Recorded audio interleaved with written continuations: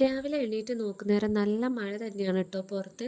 2 ദിവസമായിട്ട് വർക്കിന് പോയിട്ടുമില്ല, പനി ആയതുകൊണ്ട് ഇന്നും ലീവ് തന്നെ ആക്കാമെന്ന് വിചാരിച്ചു. ഞാൻ നോക്കുന്നേരം ഒരാൾ റെയിൻകോട്ടൊക്കെ ഇട്ട് നല്ല ക്ലീനിങ്ങിലാണ് കേട്ടോ.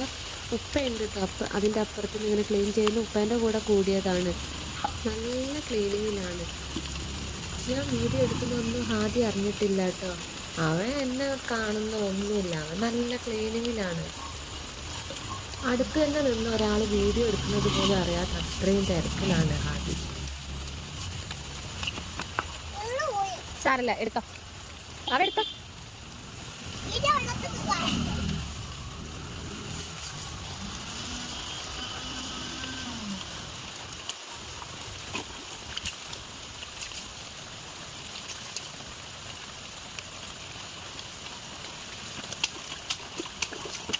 മതിലിനെങ്ങാനും വേദനയായല്ലോ എന്ന് വിചാരിച്ചിട്ട് പതുക്കെ ആട്ടോ ഉരയ്ക്കുന്നത്.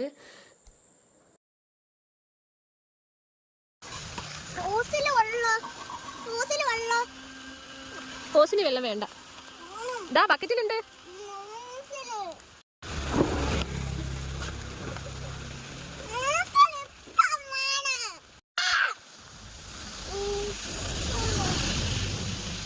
ഓസിന് വെള്ളമാക്കി കൊടുക്കാത്തതുകൊണ്ട് ആളെന്നോട് തെറ്റി കിട്ടോ. ഇതിൻ്റെ അപ്പുറത്തേക്ക് തിരിഞ്ഞ് നിൽക്കുകയും ചെയ്യുക.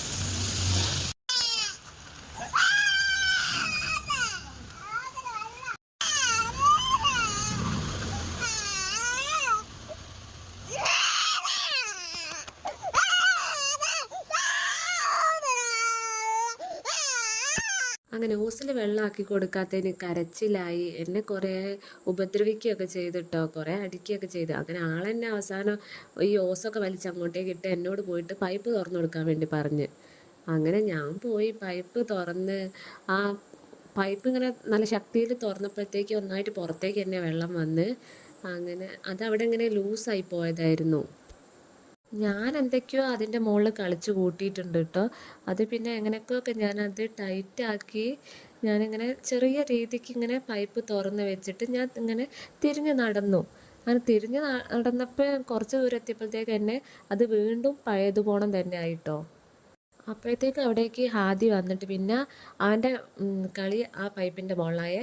നല്ല രസമുണ്ട് ദീദി ഇങ്ങനെ വെള്ളം വരുന്നത് കാണുന്നതൊക്കെ പറഞ്ഞ്. അപ്പോൾ ഞാൻ പറഞ്ഞു വാ അങ്ങോട്ട് പോയിക്കോ, പൈപ്പിൽ വെള്ളം വരുന്നുണ്ട്. അങ്ങനെ പിന്നെ പൈപ്പിൽ വെള്ളം വന്ന് ആളങ്ങനെ അവിടേക്ക് ഇങ്ങനെ വെള്ളമാക്കിക്കൊണ്ടിരിക്കുകയാണ്.